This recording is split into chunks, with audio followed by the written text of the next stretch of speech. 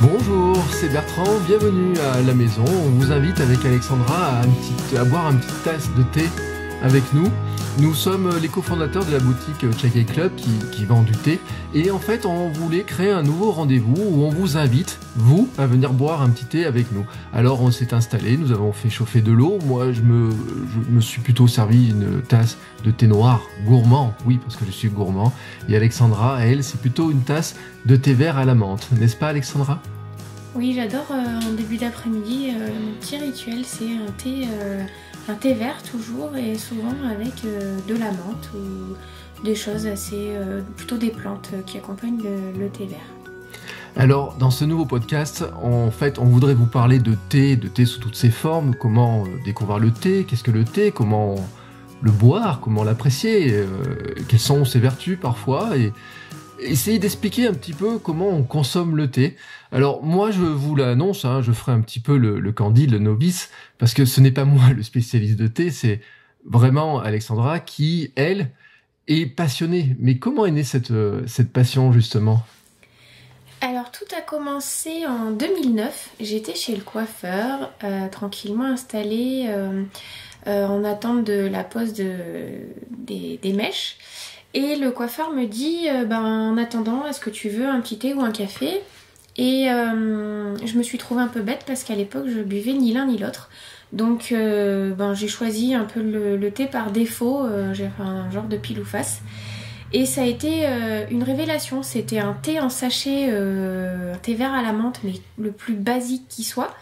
Et ça a été vraiment une révélation, j'ai adoré. Et à peine sortie du salon, je suis partie au supermarché du coin acheter mes premières boîtes de Lipton, Twinings et compagnie.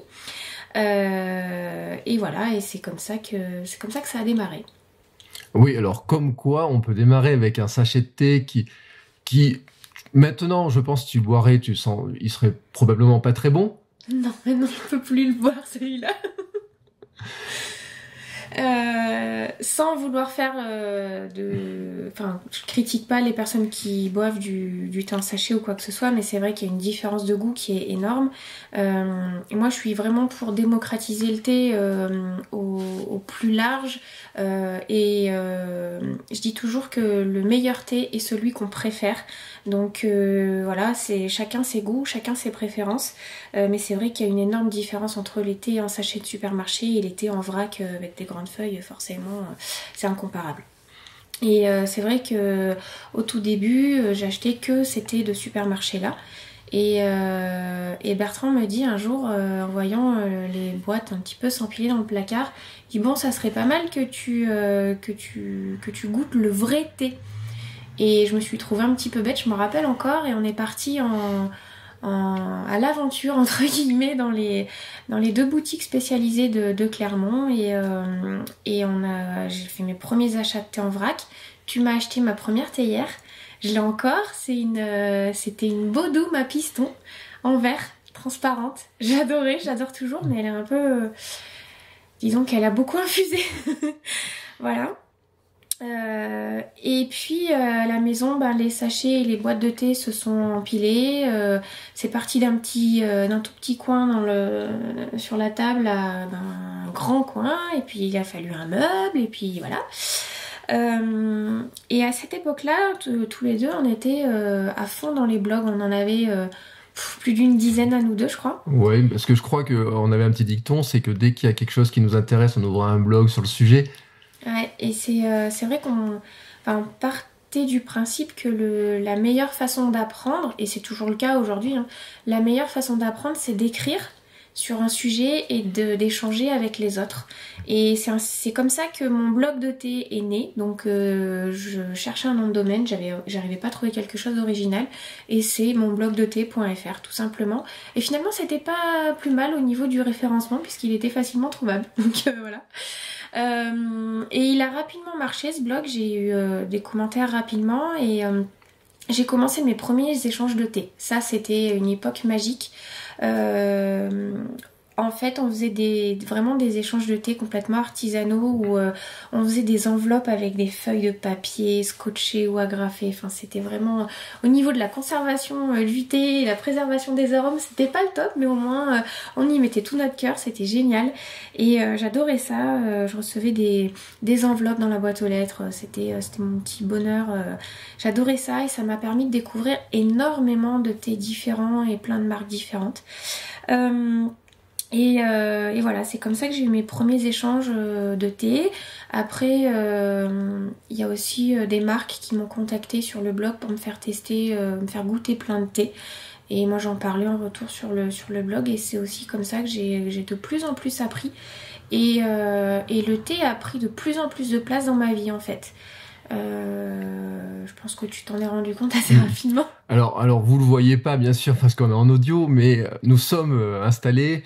Je regarde les étagères, nous avons des livres sur le thé. Je regarde un meuble qui a 6 tiroirs tout de suite, qui sont pleins à craquer de thé. On a des tiroirs où il y a des tasses, des théières. Il y en a partout. Combien on a de bouilloires à la maison ? On a 3 bouilloires à la maison. Voilà, 3 bouilloires à température réglable, pour essayer d'avoir éviter que l'eau ne boue. Mais ça, on vous expliquera ça dans d'autres épisodes. Mais oui, un petit peu partout, quand vous posez les yeux, il y a du thé. Il y a même du thé d'ailleurs. Il faudrait qu'on vous fasse une photo un jour par rapport en story. On pourrait le faire, qui sert en fait à parfumer le bureau avec le thé usagé.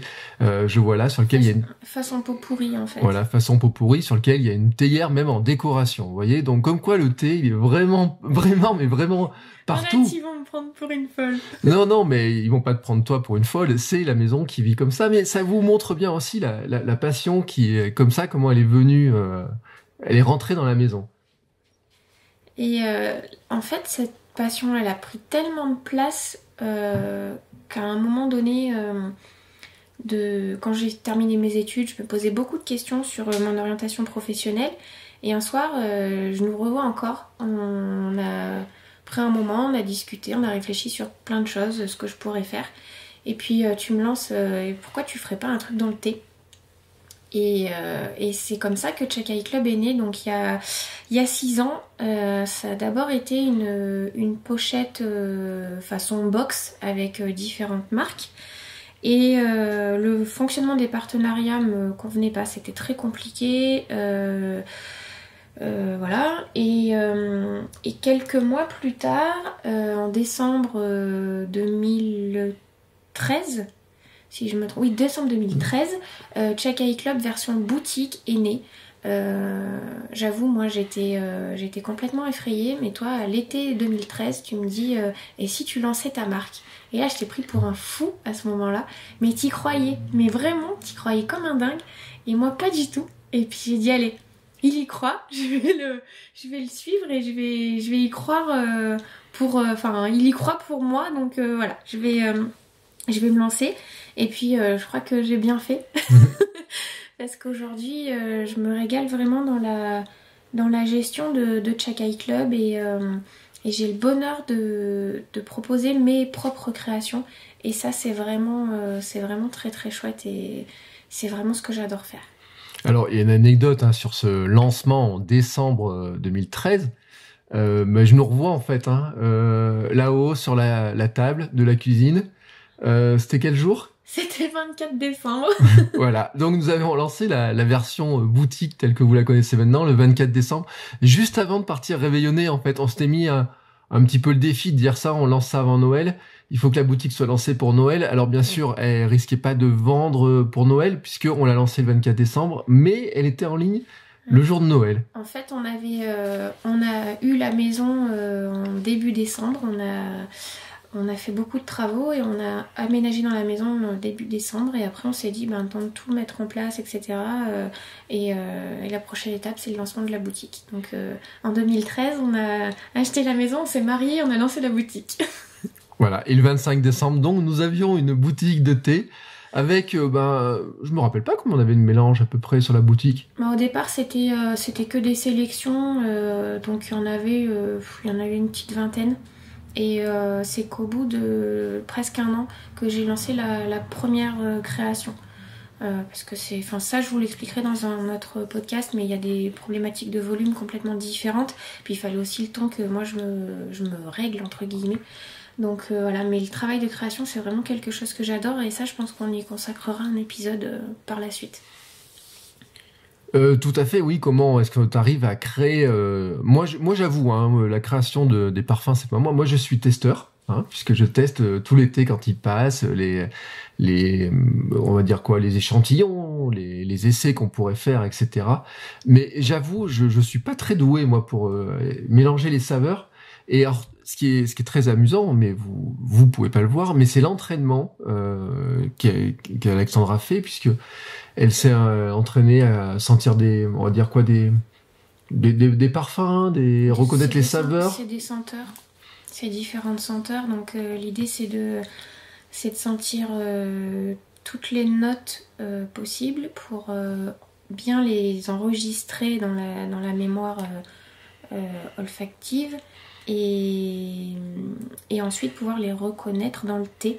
Alors évidemment c'est plus sur du thé nature que parfumé, parce que un thé parfumé, par exemple un thé vert à la framboise, on va reconnaître facilement la framboise, mais sur un thé nature avec des notes je sais pas, de noisettes par exemple, il y a tellement de choses à reconnaître. Voilà, l'idée c'est de bien s'imprégner en fait de toutes ces notes en sentant les petits flacons et ensuite arriver à les déceler dans les thés. Alors, ce que moi je n'arrive pas à faire pour toutes, hein, je m'entraîne, elle m'entraîne, elle me challenge, elle me dit tiens, ça tu vas le sentir, celui est facile à reconnaître. Moi j'avoue, et elle dit que certains parfums sont faciles à reconnaître, mais des fois franchement je me plante, hein, allègrement, même sur des parfums qui lui semblent elle évidents. Et moi je les mélange un petit peu, voilà, hein, c'est chacun nos qualités dans ce domaine-là. C'est aussi un jeu que nos neveux adorent faire. Quand ils viennent à la maison, souvent ils me demandent de sentir les petits flacons comme ils disent. Et ils s'amusent ils ont 7 et 9 ans aujourd'hui et ils s'amusent à reconnaître les différentes odeurs. Et ça c'est pas directement du thé, mais c'est une chose que je vous encourage à faire si vous avez des enfants ou des neveux, des nièces, des petits cousins, etc. Faites-leur sentir un maximum de choses. Parce que à l'école, on apprend à lire, on apprend à écrire, on apprend, quand on est tout petit, on apprend les couleurs, on apprend plein de choses, mais on n'apprend pas les odeurs. Et c'est vraiment super important. Donc n'hésitez pas, faites-leur sentir un maximum de choses. Et je vois, hier encore, on avait nos neveux à la maison, j'ai ouvert un thé et tout de suite, l'un d'entre eux me dit « fais voir, je veux sentir ». Et ça leur est resté et je crois qu'ils adorent sentir. Et donc voilà, c'est une chouette expérience à partager avec les enfants. C'est un bel entraînement, effectivement, de s'entraîner à... Parce que c'est vrai que le thé, on le goûte, mais sentir avant, de le faire infuser, après, et puis des fois encore, quand on le refait infuser, il change encore d'odeur. Quand on le met en cuisine, c'est encore une odeur différente. Quand il est en petite quantité ou en grande quantité aussi, comme quand on reçoit des gros paquets, des fois il n'a pas la même odeur que quand il est dans les petits sachets. Donc c'est une autre découverte par toutes ces odeurs-là. Je pense que vous nous connaissez un petit peu mieux. Alors moi, je vous dis pas comment j'ai découvert le thé parce que sincèrement, je me rappelle pas. Voilà, tout simplement, j'ai essayé d'y réfléchir. Comme tout le monde, hein, je pense que j'ai goûté des petits sachets. Alors j'ai des souvenirs hein, quand j'étais enfant de boire de la tisane, mais ça c'était pour ne pas aller me coucher tôt, hein, c'était mon excuse de dire je veux une tisane le soir pour ne pas me coucher. À quel moment j'ai bu du thé, je n'en sais rien. Je sais aussi quelque chose, c'est que j'ai bu beaucoup de thé dans les machines à café au boulot, hein, au travail, etc. Là encore, on pourra en reparler hein, sur la qualité du thé, sur ces goûts-là, mais c'est pas vraiment le but du podcast. Justement, le podcast, il est plutôt dans la découverte du thé. Alors je dis pas quand on n'y connaît rien du tout, mais un petit peu quand même. L'idée en fait c'est de vous accompagner dans votre découverte ou dans votre redécouverte du thé et échanger au travers des réseaux sociaux, des commentaires que vous pourrez apporter sur les épisodes et surtout sans prise de tête en fait. Moi je me définis pas du tout comme une spécialiste du thé, je suis pas du tout une spécialiste du thé, j'ai encore énormément de choses pour apprendre. Dans tous les cas, je crois que une vie suffit pas pour tout savoir sur le thé, tellement il y a de choses à savoir. C'est une boisson qui est... c'est tellement riche, c'est une plante qui est incroyable.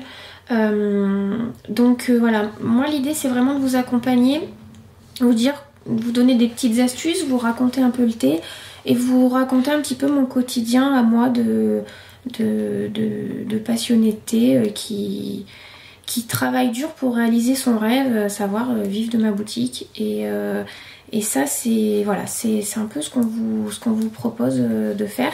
Et juste une chose que Bertrand n'a pas précisé par rapport à son rôle, en fait, il goûte tous les thés, mais c'est lui aussi qui assure toute la partie technique du site. C'est lui qui l'a créé, et je l'appelle à l'aide quand il y a quelque chose que je sais pas faire sur le site ou tout ce qui concerne la partie internet. Voilà. Et ça, c'est super important parce que sans lui, au départ, j'aurais jamais pu lancer la boutique. Donc voilà.